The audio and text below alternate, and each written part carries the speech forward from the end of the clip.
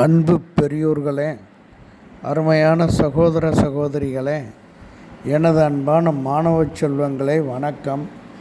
இன்றைய தின குறள் பதிவு அதிகாரம் 14 ஒழுக்கம் உடைமை.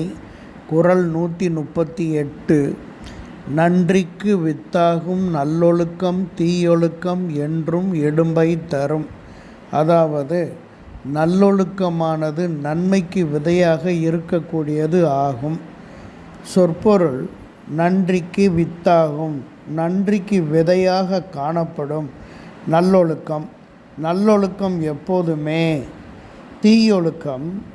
தீயொழுக்கமோ என்றும் இடும்பை துன்பத்தையே தரும். பொருள்: நல்லொழுக்கம் எப்போதுமே நன்றிக்கு விதையாக காணப்படும், ஆனால் தீய ஒழுக்கமோ என்றுமே துன்பத்தையே தரும் என்பதை வள்ளுவர் வலியுறுத்துகிறார். இதற்கு சான்றாக ஒரு கதையை பார்ப்போம்.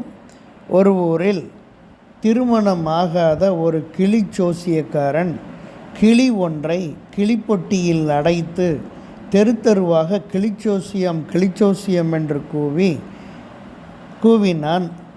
ஒரு சில வீட்டில் கிளிச்சோசியம் பார்த்தார்கள். ஒரு வீட்டு வாசலில் உட்கார்ந்து ரெக்ஸின் விரிப்பை விரித்து வைத்து சீட்டுக்கட்டு போல அடுக்கி வைத்திருந்த மடித்து வைக்கப்பட்ட சாமி படங்கள் அடங்கிய கூடுகளை விரிப்பில் விரித்து வைத்தான். 2-3 சிறு சிறு வளையங்களை விரிப்பில் போட்டான். வாராசா, வா, வந்து வளையத்தை எடுத்து உன் திறமைகளை காட்டு என்று கூண்டை திறந்து கிளியை வெளியே அழைத்தான். சுற்றிலும் இருந்து வேடிக்கை பார்த்த சின்ன பிள்ளைகளிடம் ஒரு தடவை ஜோரா கைதட்டுங்க என்றான். கைகளை தட்டியதும் கூண்டை விட்டு கிளி வெளியே வந்தது. கையில் நெல்மணிகளை வைத்து கொண்டான். கிளி முதலில் விரிப்பில் உருண்டு கொடுத்தது.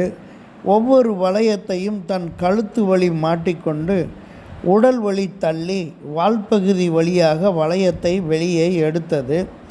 ஆண் பெண் கூட்டங்கள் அதனை அதிசயமாக வேடிக்கை பார்த்தார்கள். இடையிடையே கையில் வைத்திருந்த நெல்மணிகளை கிளிக்கு போட்டான்.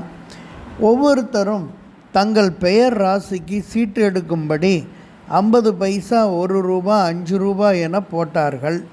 சில்லறை பணம் குவிந்தது. மாலை நேரம் ஆனது. பணத்தை அள்ளி சேப்புக்குள் போட்டவன் கிளிப்பெட்டியை ஒரு கடையில் வைத்துவிட்டு சாராய கடைக்குள் நுழைந்தான். சிறிது நேரம் கழித்து வெளியே வந்தவன் ஒவ்வொரு வீடாக சென்று என் கிளிக்கு ஒரு கிண்ணம் சோறு கொடுங்கள் என கேட்டு வாங்கினான். ஒரு மண்டபத்தில் அமர்ந்து வாங்கிய சோற்றை சாப்பிட்டான். கிளி பட்டினி கிடந்தது. விடிந்தது. டீ குடிக்க கூட கையில் காசு இல்லை.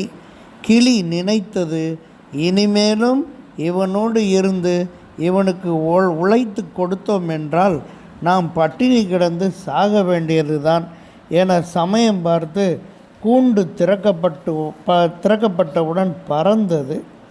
சற்றும் எதிர்பாராத ஜோசியக்காரன் திகைத்து நின்றான்.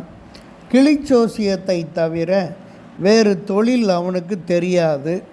நல்லொழுக்கமாய் அவனுக்கு சம்பாதித்து கொடுத்த கிளி பறந்தது. அவனுக்கு மனவேதனையை உண்டு பண்ணியது.